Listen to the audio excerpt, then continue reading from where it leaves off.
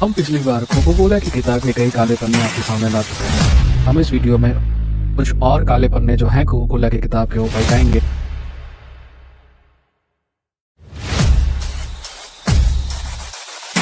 और अगर आपने ये वीडियो पहली बार आप देख रहे हैं और कोको कोला का फर्स्ट पार्ट आपने नहीं देखा है तो आप जाकर देखिए और फिर यहाँ पे आइए, तभी आपको बहुत सी चीज़ें समझ में आएंगी और मज़ा भी आएगा।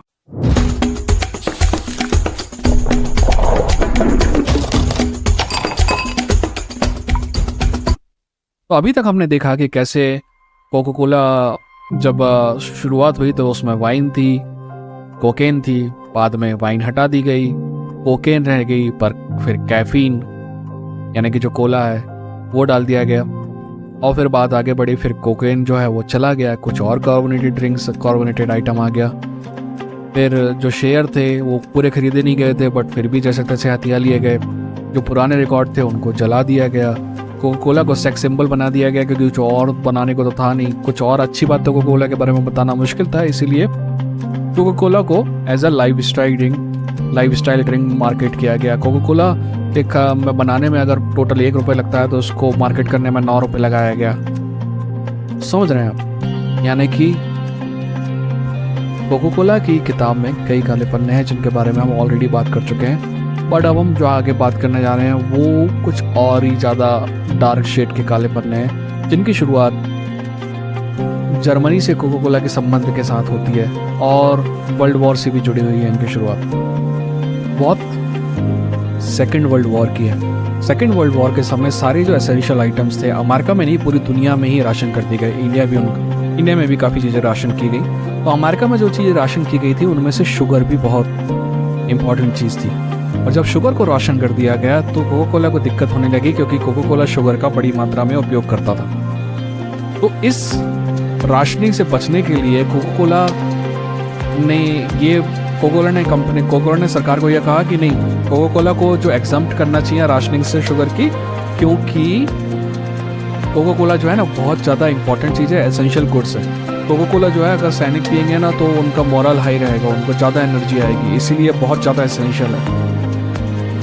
ये बात अजीब सी नहीं लगती है, बट उससे भी ज़्यादा अजीब सी बात है कि उस समय की सरकार ने, अमेरिकन सरकार जो FDR फ्रैंकलिन डोनाल्डो रूजवेल्ट के लीडरशिप में चल रही थी, जिसको बहुत खतरनाक टाइप से अच्छी सरकार वाला माना जाता है, उसने कहा कि बिल्कुल सही बोल रहे हो आप, बहुत एसेंशियल चीज़ है ये, ठीक है ना। तो ऐसा क्यों हुआ? क्योंकि कोको कोला ने इज्जत से लॉबिंग की है वाशिंगटन DC में। लॉबिंग बोले तो रिश्वत, इंडिया में हम बोलते हैं उसको रिश्वत, अमेरिका में उसको बोलते हैं लॉबिंग, क्योंकि अमेरिकन लोग ज़्यादा सोफिस्टिकेटेड है, ठीक है।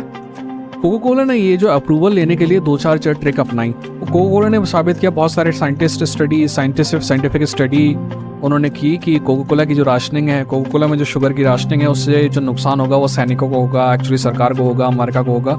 ये सारी स्टडीज़ उन्होंने दिखाई और इन्हीं का उपयोग करते हुए सेनेटर्स और कांग्रेसमैन ने ये कानून में एग्जम्प्ट कर दिया कि कोको कोला को राशनिंग की ज़रूरत नहीं पड़ेगी शुगर की। और इंटरेस्टिंग बात यह है कि ये सारी जो स्टडीज़ थी ना, इनके पीछे पैसा भी कोको कोला नहीं लगाया था। जैसे कि मैं एक स्टडी बोलूँगा, स्टडी करो कि मैं कितना होशियार आदमी हूँ और मैं ही पैसा लगा रहा हूँ, तो वो सारी स्टडी यही बोलेंगे कि मैं बहुत होशियार आदमी हूँ, है कि नहीं। मैं ये स्टडी भी करा सकता हूँ कि आप कितना चूतिया आदमी है।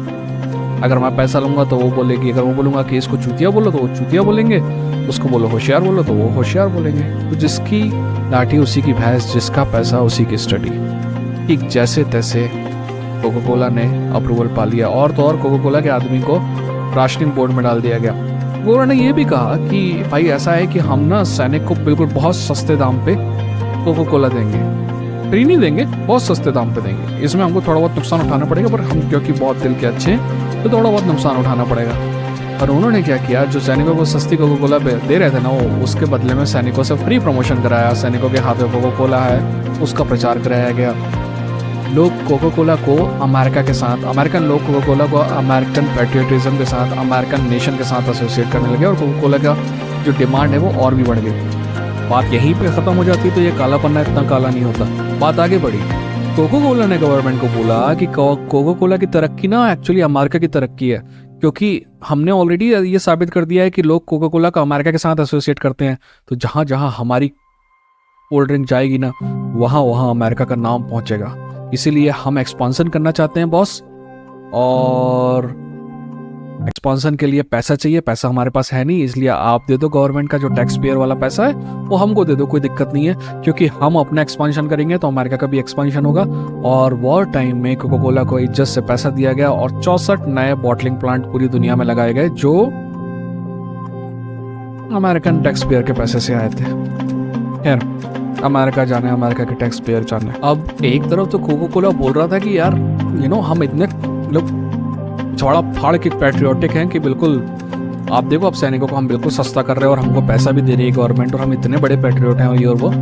दूसरी तरफ दुश्मन देश यानी जर्मनी में भी कोका कोला बिकना जारी था। कोका कोला ने वहाँ पे भी सेल बंद नहीं की और वहाँ पे जो कोका कोला जर्मनी थी वो बोल रही थी कि हमारा अमेरिका के साथ कोई संबंध नहीं है, हम तो जर्मनी की कंपनी है दोस्त, अमेरिका से हमने सारे संबंध तोड़ चुके हैं और वो है। अब क्योंकि वहाँ से सेरा पाना मुश्किल हो गया था कोका कोला का, तो वहाँ के जो लोकल कोका कोला हेड था उसने अपनी कोल्ड ड्रिंक ईजाद की, कुछ केमिस्ट को बुलाया और बोला कि नई कोई चीज़ करो जो अपने पास जर्मनी में जो चीज़ है उससे करो। तो उन्होंने जैसे तैसे एक नई टाइप की कोल्ड ड्रिंक ईजाद की जिसको कहते हैं हम फैंटा। फैंटा जर्मनी में फटे तक चली और बाद में जब वॉर ख़त्म हो गई तो फैंटा ने जितना भी प्रॉफिट कमाया था वो सब कोका कोला को दे दिया और जो आदमी फैंटा चला रहा था जर्मनी में उसको कोका कोला ने प्रमोशन दे दिया। ठीक है ना, तो मेरी पीठ खुजाओ, मैं तेरी पीठ खुजा रहा हूँ, समझे? यानी दोनों बॉर्डर के मतलब दोनों साथ एलाइज को भी कोका कोला बिक रही थी, एक्सिस पावर्स को भी कोका कोला बिक रही थी। एक्सिस पावर को बोला जा रहा था कि हम एंटी अमेरिकन हैं इसलिए कोका कोला पियो, अमेरिका वाला को बोला जा रहा था क्योंकि हम प्रो अमेरिकन हैं, तुम इसलिए कोका कोला पियो। जिस भी कारण से कोका कोला पीना है पियो, पर पियो। खैर आगे बढ़ते हैं और जो मॉडर्न कोका कोला है उस पर आते हैं। कोका कोला पे पिछले सालों में कई इल्ज़ाम लगे हैं, जैसे कि आप कोका कोला जो है ना किड्स को एडवर्टाइज करना मना है, बट फिर भी कोका कोला ने कई स्कूलों के साथ अनुबंध किया है कि उनके वेंडिंग मशीन में सिर्फ कोका कोला ही रहेगी। इस टाइप से वो कोशिश करते हैं कि किड्स जो हैं बचपन से ही कोका कोला के एडिक्ट हो जाएं। आगे बढ़ के कोका कोला क्योंकि स्मार्ट कंपनी थी तो उसने प्रोडक्ट प्लेसमेंट जो है एड्स में, टीवी सीरियल्स में और मूवीज़ में करना चालू कर दिया, जिससे उसको फ़ायदा हुआ। और एक समय तो ऐसा था कि उन्होंने कोलंबिया पिक्चर्स खरीद लिया, बाद में उन्होंने कोलंबिया पिक्चर्स बेच दिया। उन्होंने बोला कि हम डायरेक्ट पैसा देंगे रादर देन मूवी बनाने में पैसा खर्च करने के। 1980 का मध्य आते तक यानी 1985 आते तक बहुत सारी स्टडीज़ आने लगी थी कि ये जो कार्बोनेटेड ड्रिंक्स हैं इनके वजह से लोगों को नुकसान होता है। तो रादर देन ये जो नुकसान है ना इसका बहुत बड़ा कारण कैफीन था। तो कोका कोला जो है ना कैफीन हटा भी सकता था, बट रादर देन हटा सकता था। क्यों बोल रहा हूँ मैं? क्योंकि ये एक्सपेरिमेंट भी किया गया। कोका कोला से कैफीन हटाने के बाद लोगों को कोल्ड ड्रिंक पिलाया गया तो वो ज़्यादा फर्क समझ में नहीं आया उनको। तो कोका कोला कैफीन हटा सकता था, बट कैफीन हटाने की जगह कोका कोला ने वो जो स्टडीज़ थी उनको उन पे हमला करना चालू कर दिया और अपनी स्टडीज़ बनानी चालू कर दी। याद है मैंने आपको कहा था मेरी स्टडी होगी तो मैं जो चाहूँगा वही होगा। तो पहले सिगरेट कंपनियों ने यही कहा कि सिगरेट पीने से कैंसर नहीं होता और वो सारी स्टडीज़ पढ़ाई। ठीक वैसे ही कोका कोला ने कहा कि ओबेसिटी से हमारा कोई संबंध नहीं है, कार्बोनेटेड ड्रिंक का ओबेसिटी से कोई संबंध नहीं है, डायबिटीज वाली जो बीमारी है उससे हमारा कोई संबंध नहीं है, इसलिए पियो, लंबा जियो, जब तक जियो, लोगों को खून पियो। खैर खून पियो ना पियो, कोका कोला ज़रूर पियो। कोका कोला यहाँ पे ना सिर्फ पूरी दुनिया में एक्सपेंशन कर रहा था, बाकी अपना ड्रग्स का जो स्टेबल है कोका कोला का जो स्टेबल है कोल्ड ड्रिंक्स का वो बढ़ा रहा था, जिसमें अपने यहाँ इंडिया में भी काफ़ी हमने इन्वेस्टमेंट किया।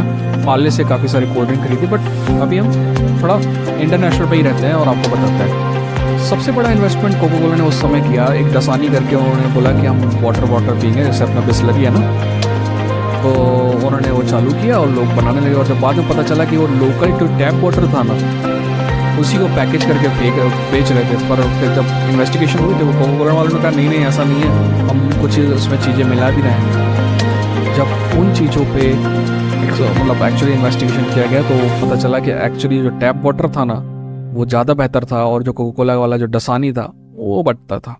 लगभग 5 लाख जो बॉटल जो सर्कुलेशन में थी उनको जब ये पता चला तो वापस बुलाना पड़ा। टेंशन नहीं लेने का, मैं इंडिया वाले जो पेस्टिसाइड वाला इशू था कोका कोला पेप्सी दोनों पे, वहाँ पे भी आऊँगा। बट इसकी शुरुआत हुई 1999 में, जब बेल्जियम में काफ़ी सारे बच्चे बीमार हो गए कोका कोला पीने के बाद, तो कोका कोला पे उन्होंने बैन लगा दिया। फ्रांस ने भी लगभग 100 लोग बीमार होने की वजह से उस समय कोका कोला प्रोडक्ट पे बैन लगा दिया। फ्रांस के बाद इंडिया में कोका कोला पे आरोप लगा कि उसने जो ग्राउंड वाटर है ना उसको कंटेमिनेट कर दिया है, ग्राउंड वाटर को वेस्ट वाटर के साथ कंटेमिनेट कर दिया, जिसकी वजह से लोकल जो पॉपुलेशन थी वो जो ग्राउंड वाटर पी रहे थे उनको काफ़ी सारी बीमारियों का सामना करना पड़ा। कोका कोला ने एक्सेप्ट भी किया कि वो वेस्ट वाटर इशू था, पर उन्होंने कहा कि हमने ना टेंशन नहीं लेने का, हमने ठीक कर लिया। Science centre for science and environment जो था उसने ये भी बताया कि कोका कोला और पेप्सी दोनों में उन्होंने पेस्टिसाइड पाए हैं, यानी कि खरपतवार नाशक जो होता है ना वो मिला है। वो आप सोचो कि जिस चीज़ से खरपतवार मर जाता है उसका इंसानों पे क्या असर होगा। ये सिर्फ इंडिया की बात नहीं है, मैक्सिको में एक आदमी उनका हेड ऑफ द स्टेट हो गया जो कभी कोका कोला का हेड हुआ करता था। वो जैसे ही गवर्नमेंट में आया तो उसने 25-30 जगह कोका कोला को जो है ना वाटर कंसेशन प्रोवाइड किया, यानी कि यहाँ वाटर यूज़ कर सकते हो, वहाँ का वाटर यूज़ कर सकते हो।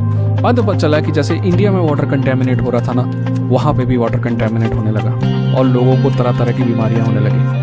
यहाँ पे ध्यान रखना, आप में से कई लोग उठ के बोलेंगे कि नहीं यार, जहाँ पे वो वाटरिंग प्लांट होते हैं ना, जहाँ पे वाटर यूज़ करते हैं तो वो लोकल जॉब क्रिएट होती हैं, लोगों को पैसा मिलता है, घंटा मिलता है। याद है मैंने क्या कहा था?